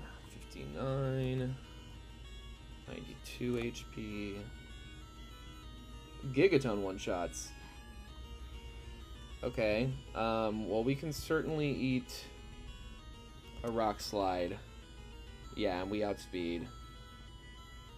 So, could even miss. Doesn't miss. Okay.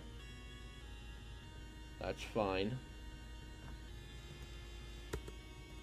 Gigaton Hammer always kills. We always outspeed and kill.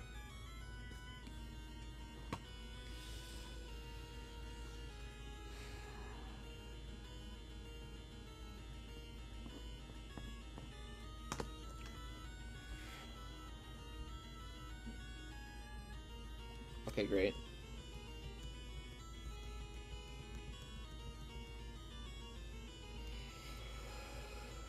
Glycopod. Oh, damn. I feel like this is the one where in the past I've said, like, in event of a Glycopod, switch in Gyarados. There's really very little it can do to us. We can get the Intimidate in.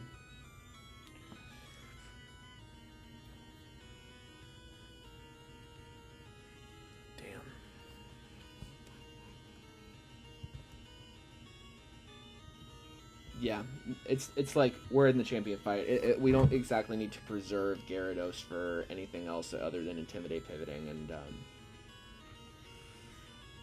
this match isn't really super incumbent on Intimidate pivoting.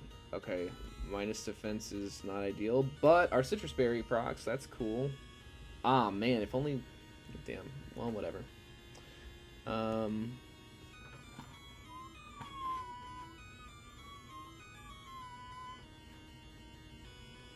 Okay.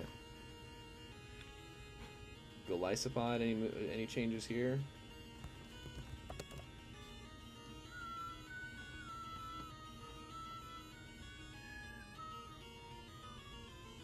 Where'd you go?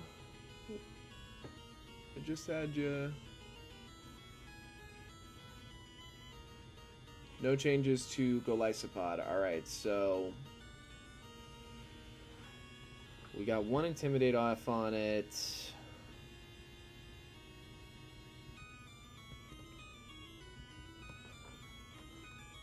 But we're -1 defense now.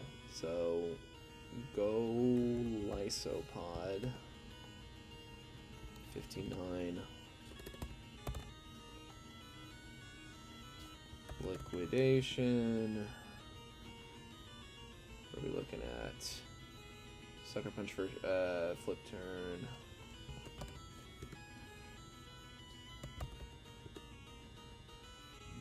Okay, and we're at -1 defense.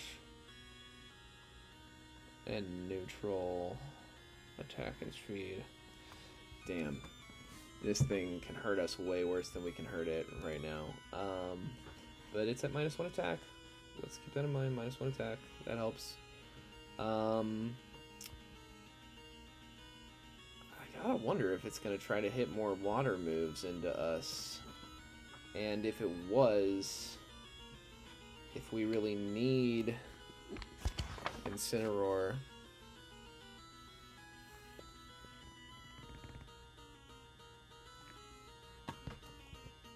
I think we can try this. -2 now.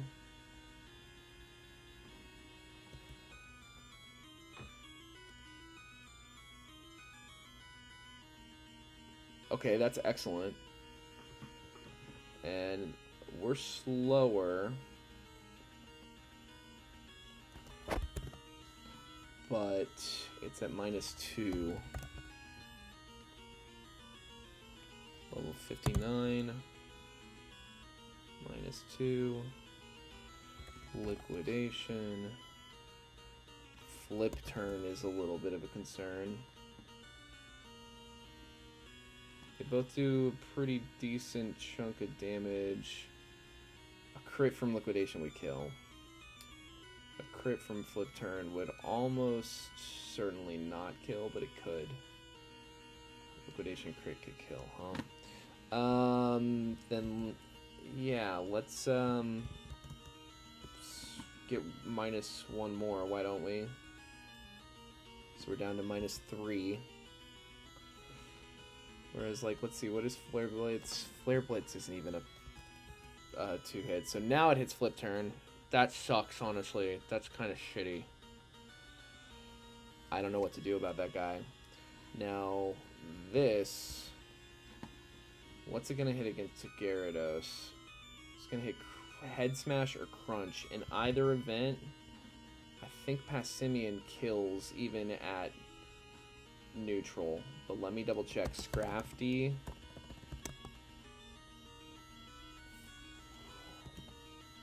Close combat kills unless there's a change.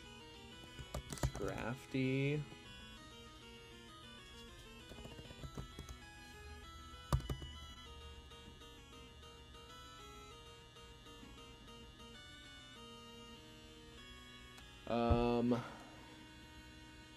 +5 defense and HP. Let's see.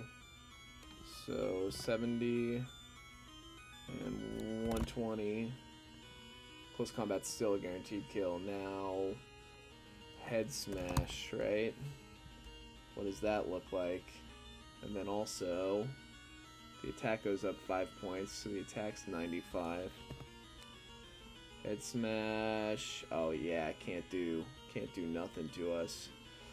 It's time. It's time to bring in Passimian.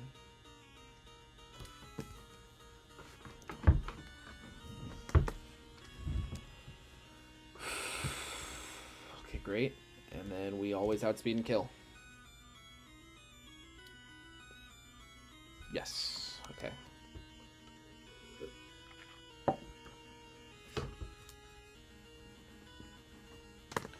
So we only don't know the identity of one Pokemon now. Hopefully they send out like Spiritomb or something. Obstagoon, totally free. Totally free.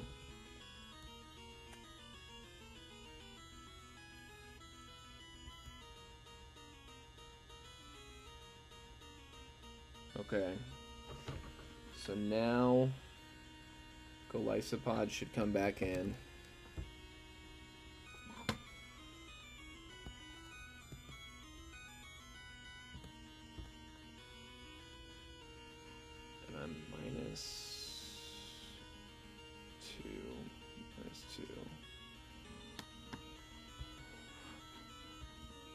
Don't really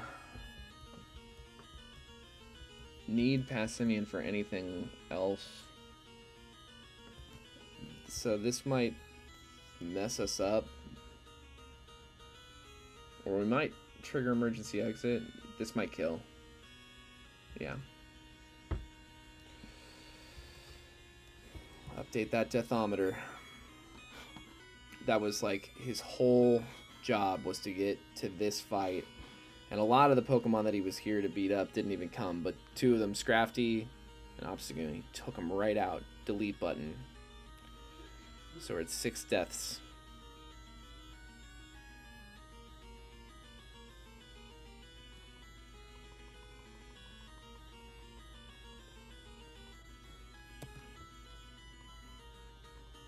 Okay.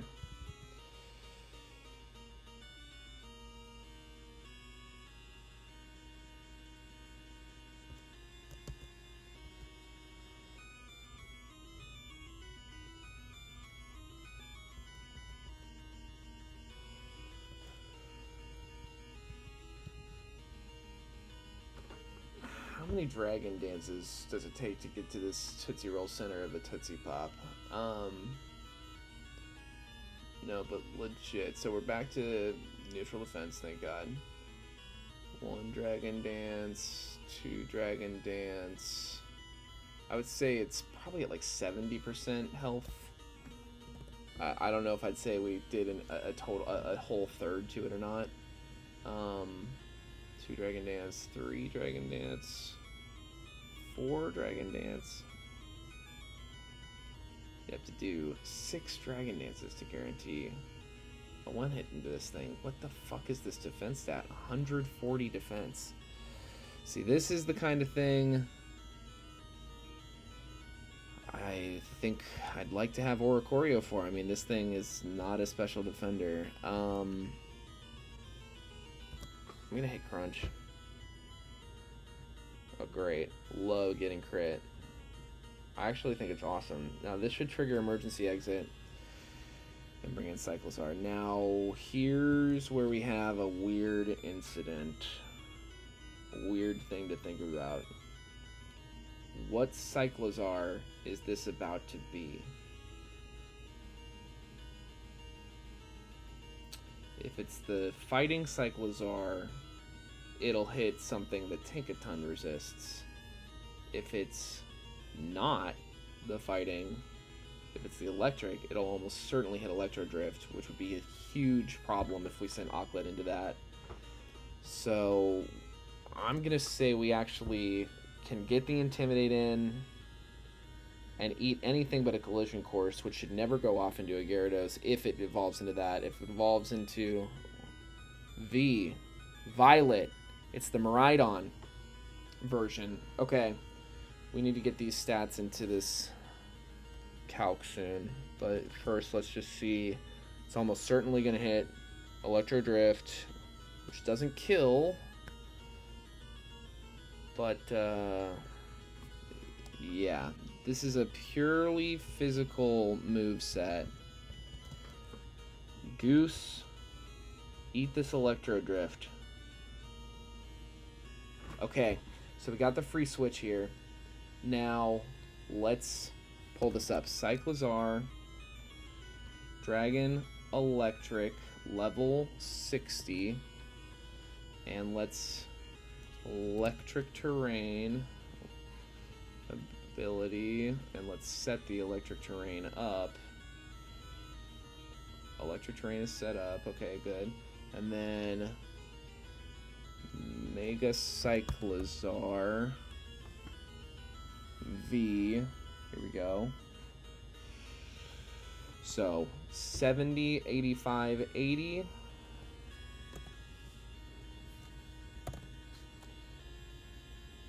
Oh shit. 145, 95, 136. 145, 95, 136. Now, this thing knows Crunch, Dragon Pulse, and Double Edge. Crunch, Dragon Pulse is almost certainly what it's hitting. Double Edge. Based on the damage calculator I see in front of me, 1 Earthquake should kill this thing, and we should never die to any hit. Stamina. Earthquake. Fuck yes. Okay. huge. That's like the reason we brought Mudstale was to do that. That's like the #1 reason. I mean, it's great. She's great overall too. This silly goose. But now we have 5 Pokemon to throw into this Golisopod. Hit this Rock Tomb. No reason to switch out. We're at +1. Now we're at +2. Not that it's going to change anything, but this Rock Tomb should slow and down considerably, do a decent chunk. Now, I imagine it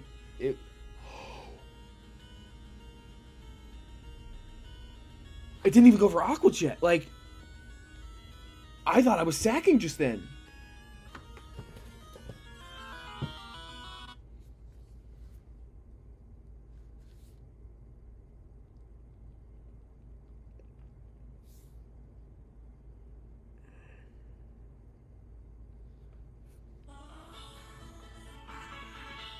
That's lame.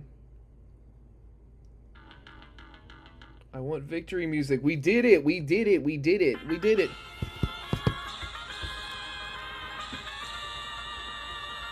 Oh my god. It's finally over.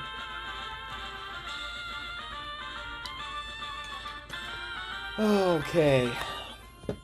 Well, no one here to hang out with me this time.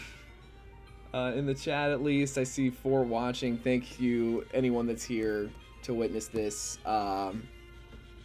It took me 23 days of streaming.